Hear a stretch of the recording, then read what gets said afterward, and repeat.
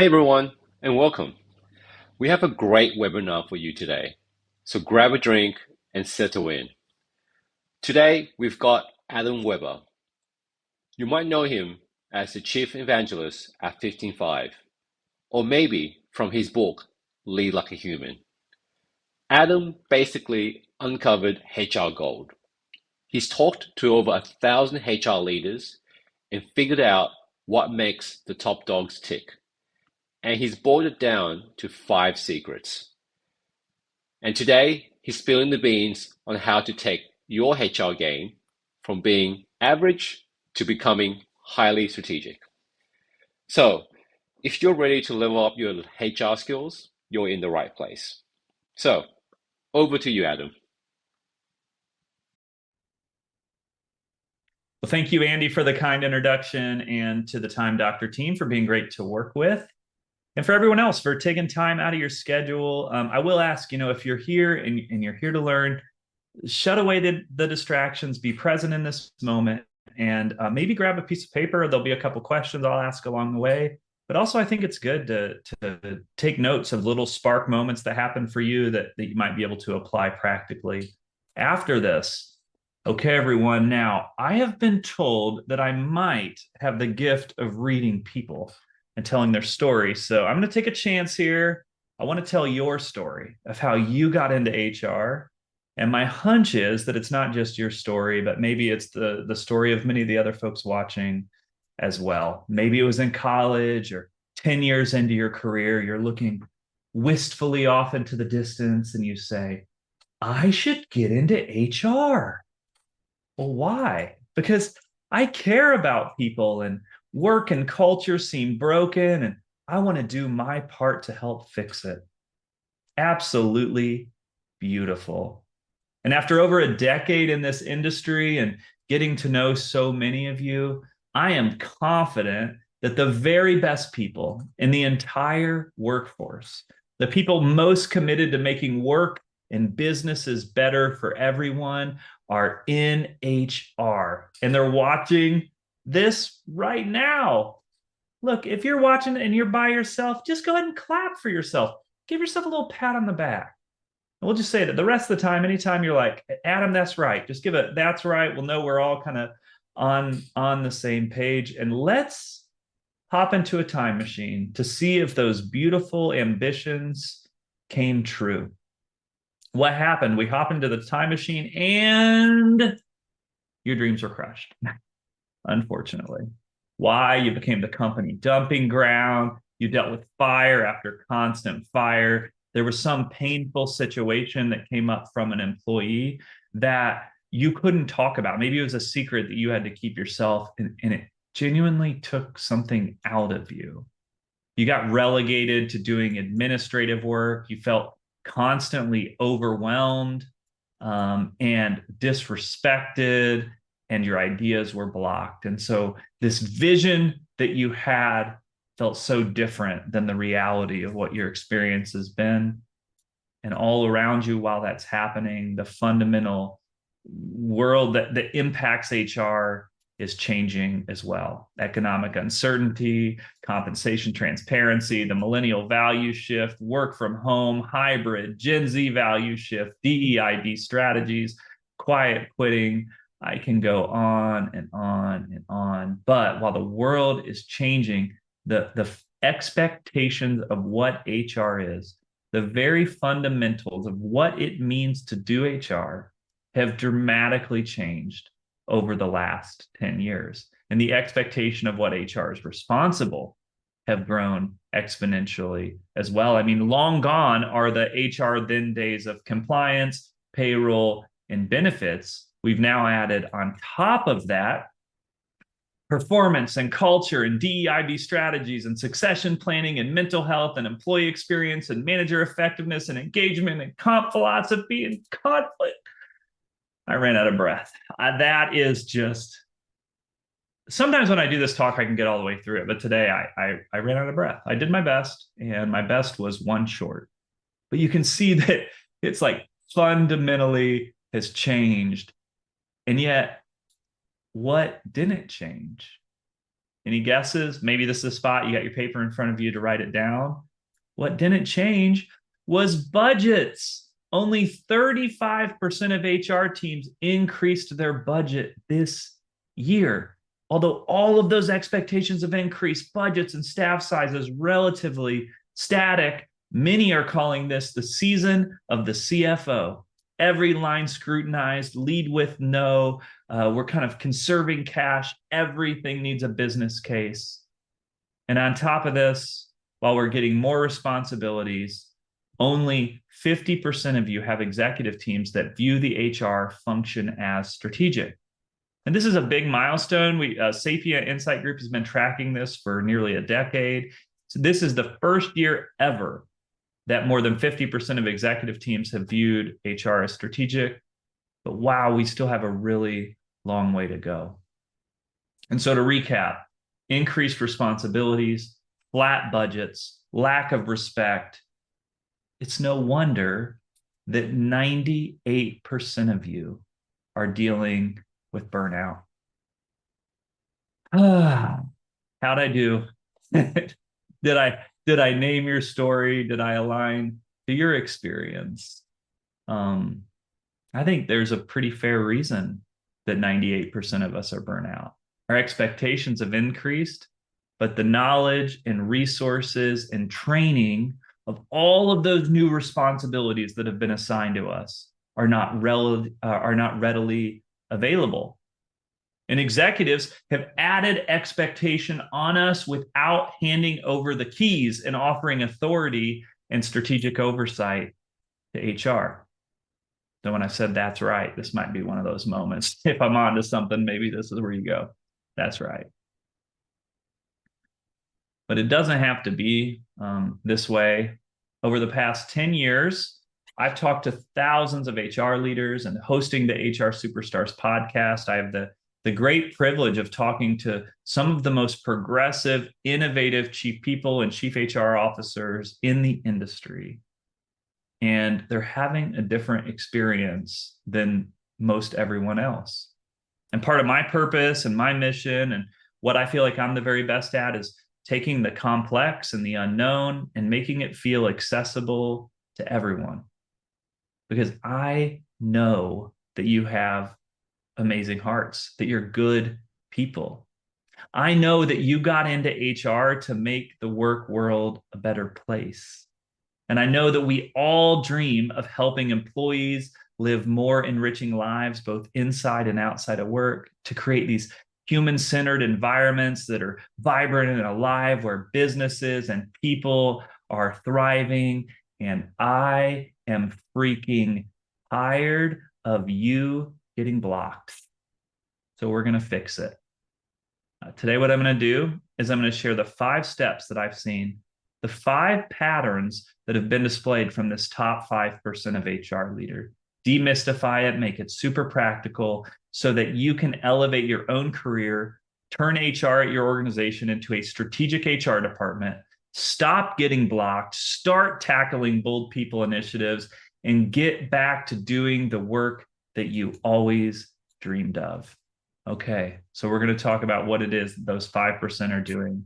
And these are their secrets. Secret number 1. So we're going to speak the language of the business. Too often, HR gets stuck in a silo of their own creating because they fail to do this process. They use HRE language. They keep other functions at a distance by not demystifying their work. They make everything they do seem mandatory, and it doesn't adjust much based on the company strategy. And they run this over and over, rinse and repeat for the vast majority of their work. And then when a new idea comes up and catches their attention, it takes the other executives off guard, immediately throws up flags. They still are viewing HR as an administrative function, not a strategic function, or as a cost center and extra work. And so the blink reaction from the executive team is always to resist. The best HR leaders, when they're pitching a new and innovative idea, they share it inside the context of the building, inside the context of the business. I said building because I'm sitting here looking at a barn. Maybe I should just make the phrase They share it inside the context of the barn in this image here. They speak in a way that aligns to the rest of the business. So I think it's interesting that when you think about the strategic HR leaders that are doing really well, many of them are HR transfers. They come from operations and sales and customer success. And I think what we're seeing here is that many of them in their previous role would build their company strategy by starting with the top business challenges. And then once those business challenges were fully understood, they would create their own strategy in alignment to that, to the overall business strategy. So if your goal is to gain a seat at the executive table and you're already and you want to be the most trusted voice of the CEO, this is the most important place to start. Leave your HR bubble, leave your HR silo, and think about the business first. You've got to take off that HR hat and put on the business hat. Now, how you do that is that you mimic the language of the executive team. So listen to how your CEO and COO and CFO talk about the business. Memorize every acronym. You should be able to rattle off the top 3 company priorities with ease. Quick pause. Let's do it right now. Right now, what are the top 2 or 3 company priorities on that piece of paper you wrote down? Rattle those off really quickly. Now, if you can't, if you're struggling to know exactly what they are, as soon as this talk is over, go to the CEO, CFO, COO, and ask them. You need to know what the 2 to 3 most important company initiatives are, and and then I want to kind of give some examples of what this sounds like. So how you can mimic the language of the business. So from your desk, or if you're on a walk, you can just whisper it. If you're in a crowded space, maybe just think it in your head just so people aren't concerned. But we'll do a little, if we were live, we'd do a call and response here. So just to practice, if the business cares about customer retention, HR cares about customer retention. So I'll do the first one. If the business cares about new business growth, then HR cares about new business growth. And if the business cares about operational efficiency, HR cares about the party planning committee. Okay, that is not the right answer. We were making so much progress, and then you're setting us backwards. No, of course, if the business cares about operational efficiency, HR cares about operational efficiency. Simply put, the HR strategy should feel like a logical extension of the company strategy. It can still be bold. They can still be surprising to executives when they see it and hear it, but it must be wrapped inside of the meaningful context of the business that matters to other executives.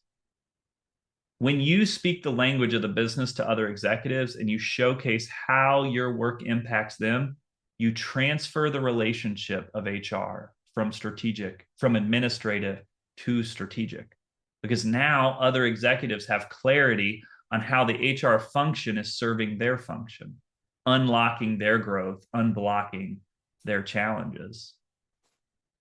So let me just share a little bit about what this might look like in practice. If we just do a specific example here, the executive team has agreed that number 1 thing that you wrote down on your paper was to reduce customer churn. And remember that, because I'm going to use it as an example later too. So the company is aligned. Reducing customer churn, that means as a people and HR team, we're going to internalize that as the top strategy. We're going to build our HR strategy with that primarily as the first aspect of our strategy. We're going to align our plan with at least one executive champion, and then we're going to share and gain buy-in with the larger executive team. Okay, I'm going to role play a couple times this. You can just hear and feel what this sounds like real time. So I'm a CHRO, a VP of HR, or a chief people officer, whatever it may be. I am on the executive team, or I'm in the executive room pitching my strategy. And do I do like an and scene? Okay, here we go. So here we go. Team, I know that as a company, we're committed to tackling our customer retention. I've been doing a deep analysis into our people and capacity planning to think about how we, from a people operations perspective, can support this critical initiative.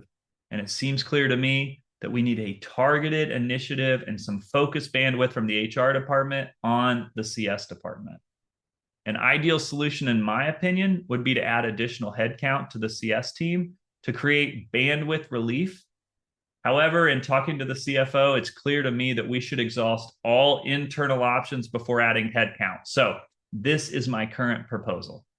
I've assessed our latest engagement data, and we've got two areas that I believe we can focus on that will increase customer retention. The first is role clarity. I recommend collaborating with the VP of CS to create refreshed roles and responsibilities for everyone inside of CS. Right now, there's scope creep on the team, and it's leading to inefficiencies. And the second is goal alignment. We're going to be holding all managers in CS accountable to setting and sharing weekly priorities with their teams. And these are meant to be small and actionable to keep the team really focused. Before this meeting, just so you all know, I met with the VP of customer success. I met with the CFO. They're both in agreement of this direction. You hear how that sounds? I'm speaking the language. I'm taking the HR strategy, internalizing it, and then speaking it back in the language of the business, very much tied to what is important inside the business strategy. But I'm also in the process getting to do super cool, progressive HR work as well. All right. Secret number 2.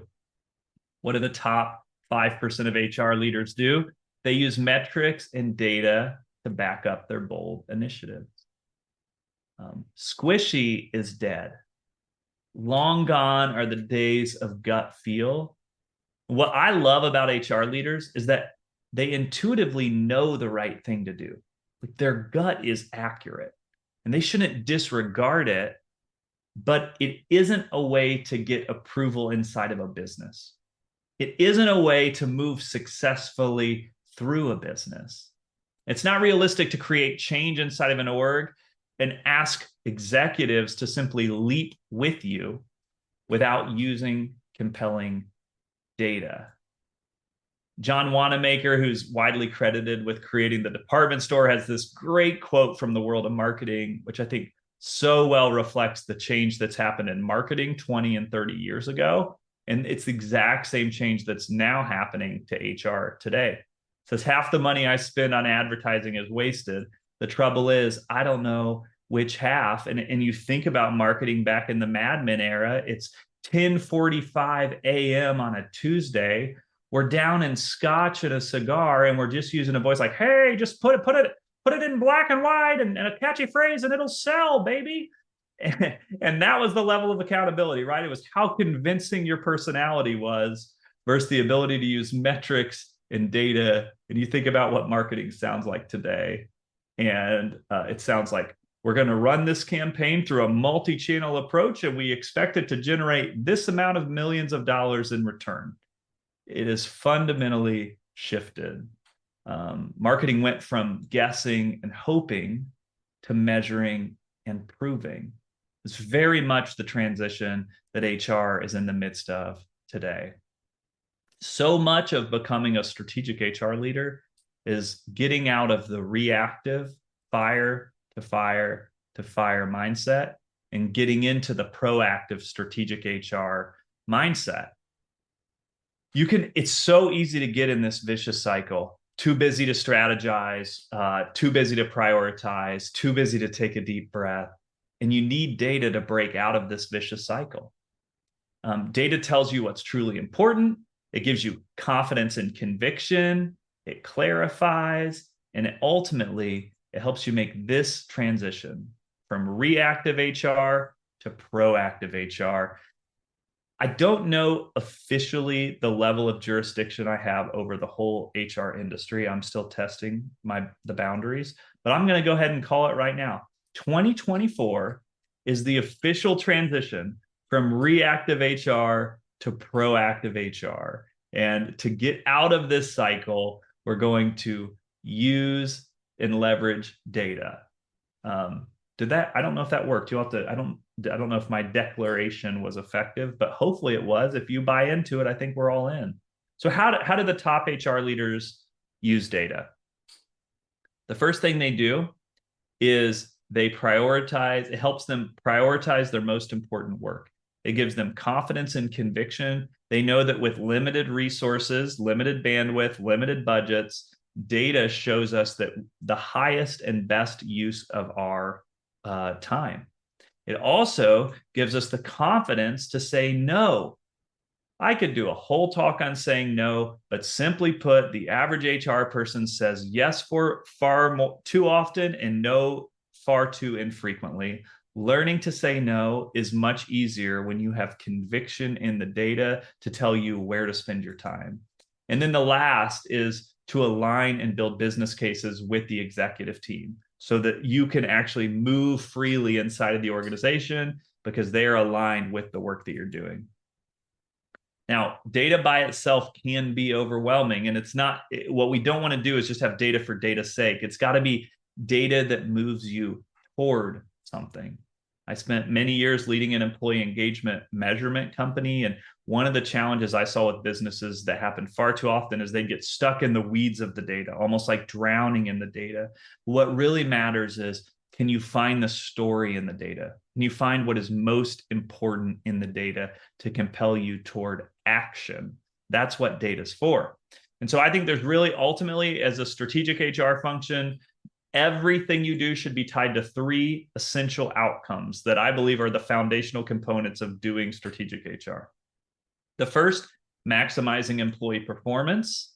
The second is increasing employee engagement. And the third is decreasing regrettable turnover. Regardless of what initiative you put in place, you should be able to prove and showcase the value of it through one of these three initiatives. And ideally, in this kind of metrics-driven, outcomes-based world of strategic HR, you should have a genuine metric for all three of these and a hub homepage where it is like your epicenter for yourself, and then also that you can show back to the executive team. So you use data to align with executives, and then you execute on your work, and then you then re-look at the data to kind of show if the work that you did was effective. And in executing this, what happens is that you end up building trust and rapport with the team, with the executive team, that, okay, they're constantly looking at data, they're willing to be transparent and share back their information as well. And the goal then is that you'll have focus for you and then alignment with your executive team. This is like the ultimate execution. This is the ultimate manifestation of data. So I want to share a real-time example. I was a chief people officer myself previously, and how I leveraged data to get a 4-day work week, which is a pretty, if you've ever tried to get one approved, it's not the easiest thing in the world. I did a 4-day work week for a summer, and how I was able to leverage data to show the executive team why it was actually beneficial and advantageous to our team to move to a 4-day work week. If you look at these 17 different drivers of engagement through our engagement survey, we're doing really well in almost everything. We had a high performing culture, but we had this one issue, and they're really similar: capacity and rest. People didn't feel like they could take a break when they need it, and they're running out of gas. These are the classic burnout drivers. And when we dug into the qualitative data, what we realized was that they were trying so hard to make the business succeed, they weren't putting themselves first. And so then taking time off was confusing.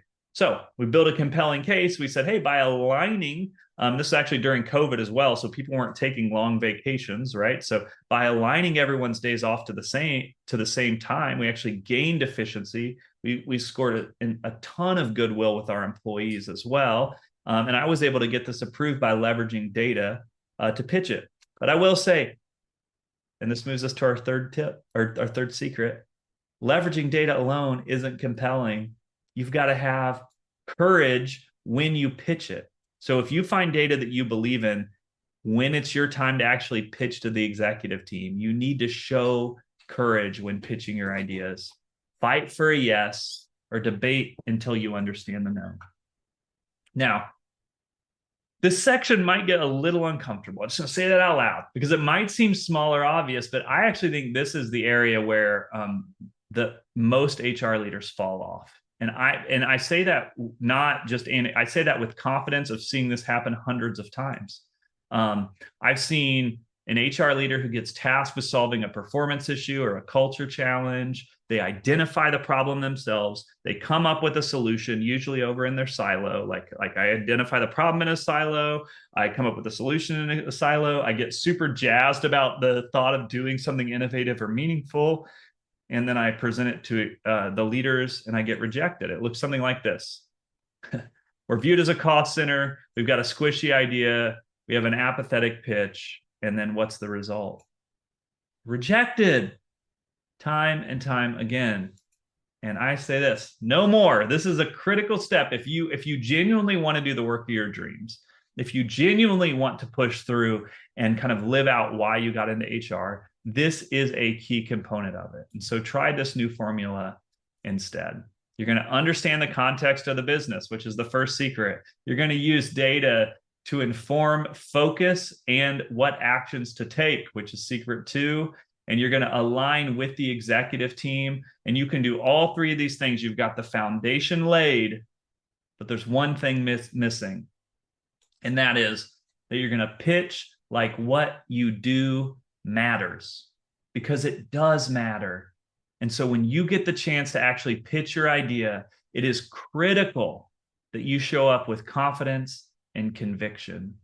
Leaders are always scanning for risk. They avoid it at all costs. If they sense risk, they will delay. If they sense confidence, they will act.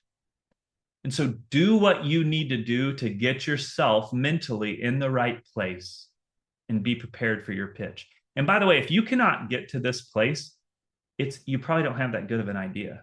Just be honest with yourself and say, it's not enough to be confident about. It's not worth taking up the time of your executive team. Now, sometimes you're having an off day or you feel nervous or whatever it may be. I had biggest pitch of my life. I was flew out to the East Coast, was in a executive boardroom. The AC wasn't working. It was 85 degrees in the room. I was wearing a suit very similar to this one with like a thick velvety texture to it.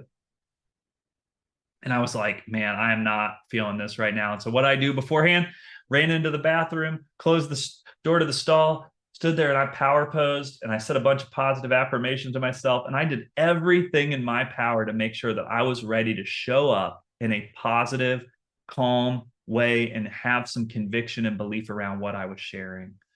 Now, all that to say, you can do all of that and there's still a chance that you're going to get a no.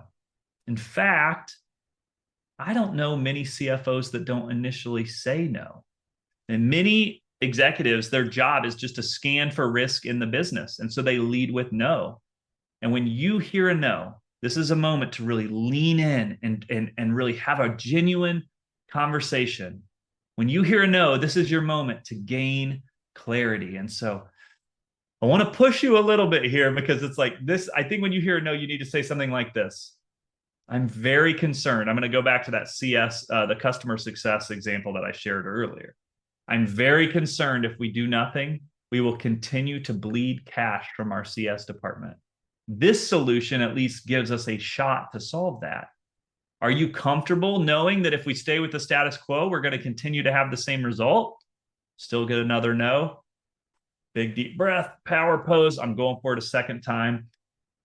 With the information and data I have, I am confident this is the best decision. And I ask that you trust me to execute. I could be wrong.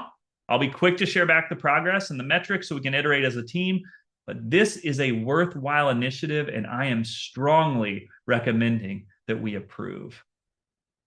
That's the level I'm really talking about. This is what the best leaders do. They genuinely fight for their ideas. And before they accept a no, they ask themselves 4 questions. Did you represent your idea fully? Did you share your concern of staying with the status quo? Did you try for a yes a second time? And then last is, did you understand the business context for being rejected? Just, CEOs, COOs, CFOs, they have different context in the business. They have different angles than you. And sometimes there are genuine reasons to say no. They have more context or just a different view and they have a different opinion. And if you do all these things and you get told no, It happens. I call it disagree and commit. I think it's a part of being a great executive leader is to share your idea fully, be willing to engage in the debate, and then accept when your idea isn't the best idea. That being said, do you know what you do if you do everything I just shared and you keep getting blocked and keep getting told no? You quit your job. Simply put, like life is too short to not be valued. Life is too short to work with people who don't share your values.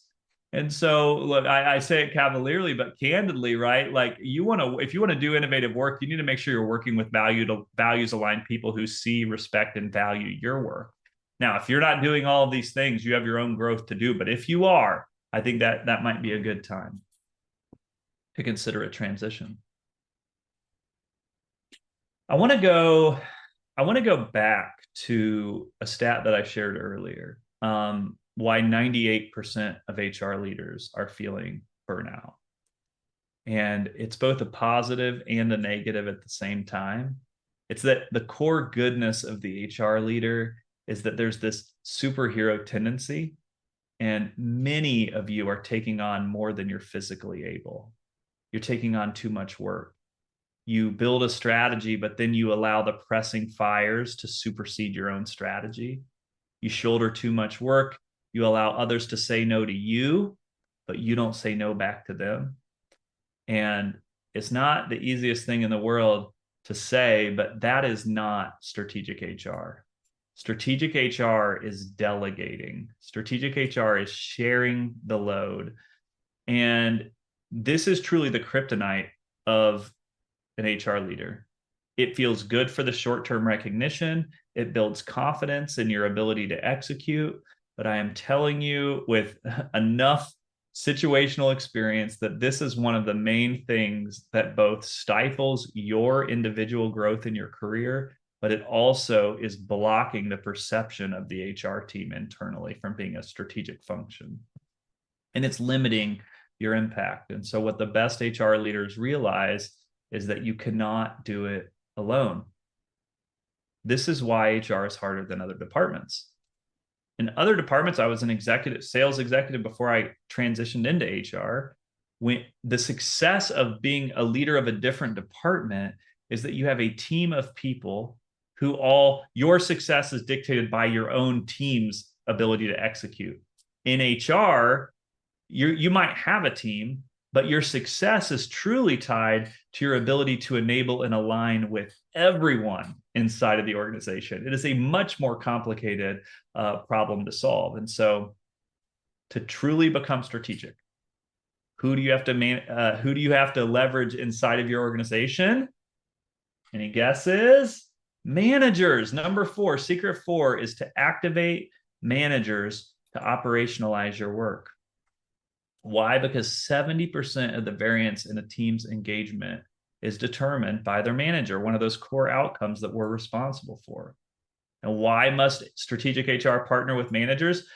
Because the best HR leaders recognize that their direct, tangible impact on teams is through, their tangible impact happens in the first 90 days. And then the majority of their impact happens by other people executing their work after that, largely the manager. And so people don't leave their jobs, they're leaving their managers.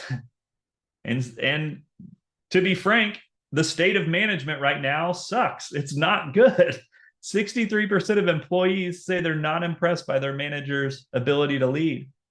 40% of employees say they could do a better job than their manager. 25% would be relieved to know their manager was leaving, which I actually thought was lower than I expected.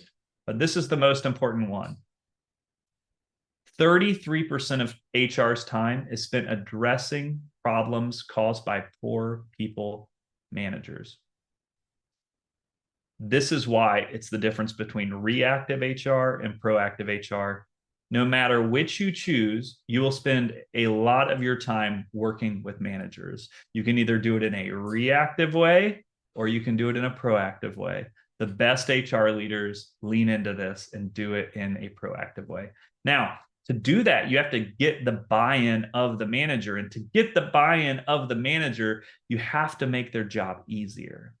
You can't just come to them and try to make things mandatory and forced compliance. You need to do change management, which we'll talk about in a second. And you also need to explain how these initiatives make their job better. There's a coaching component to that.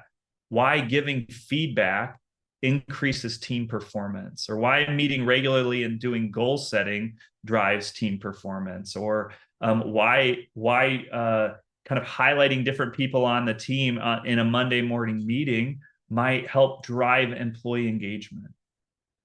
There are all sorts of things that you can do. Another thing that makes their job easier is explaining why not interviewing that 13th candidate is actually necessary, or how to help them know how to do efficient hiring that doesn't need that 7th group interview at the very end to make a consistent and great hire. And so we want to do things that actually kind of proactively put good management practices in place and help solve their situation. But management is a learned skill. And so as a strategic HR leader, it's your job to create frameworks and programs and processes and technologies for your managers to adopt. And that is what enables them to be effective managers. So for me, that looks like we want to create consistent manager agreements organization-wide. What does it mean to be a manager here? Do we have clarity on what it means to be a manager here? Then the second is that we need to provide ongoing support for the manager through ongoing training.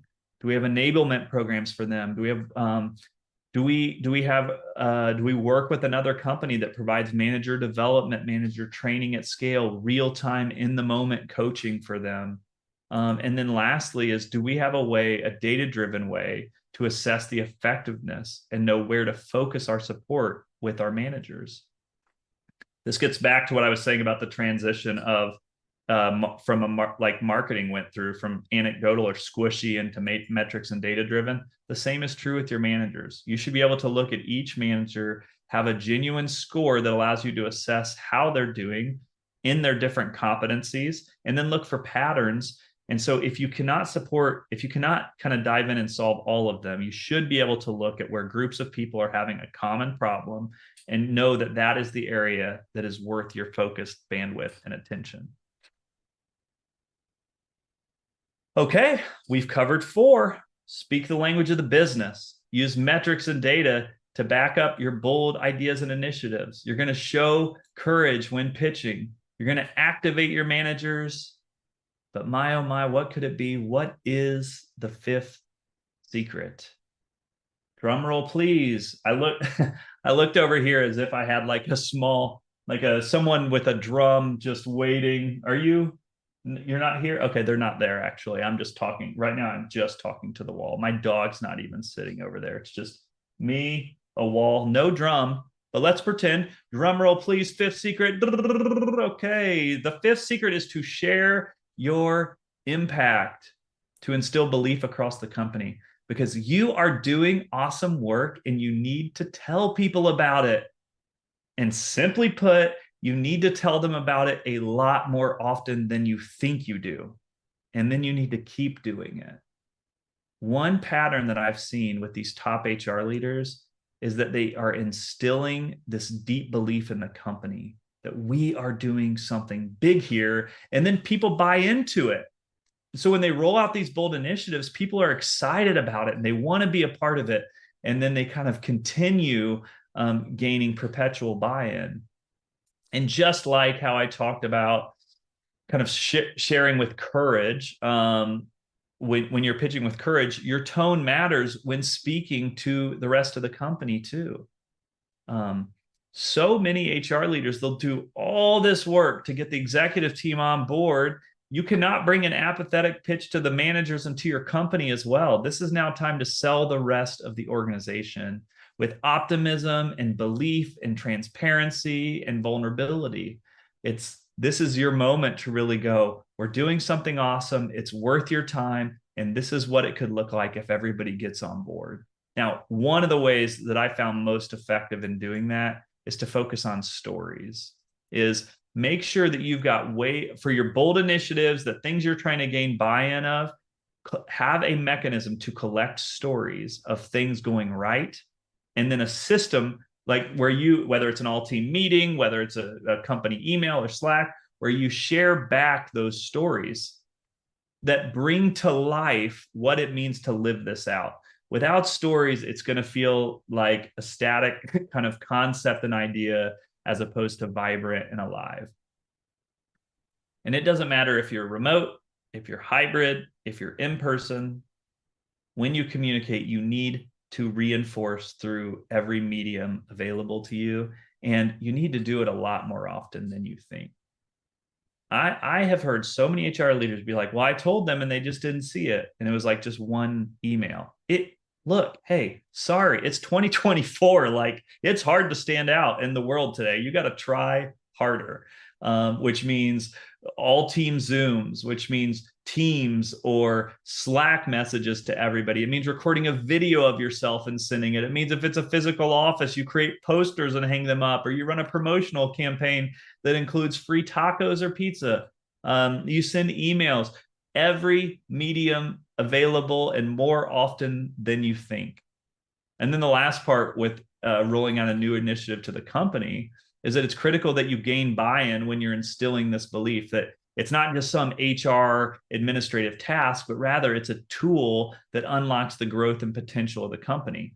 You have to sell the company now and bring them along. And so you do that. I have a simple 3-step framework on how you kind of bring the company along.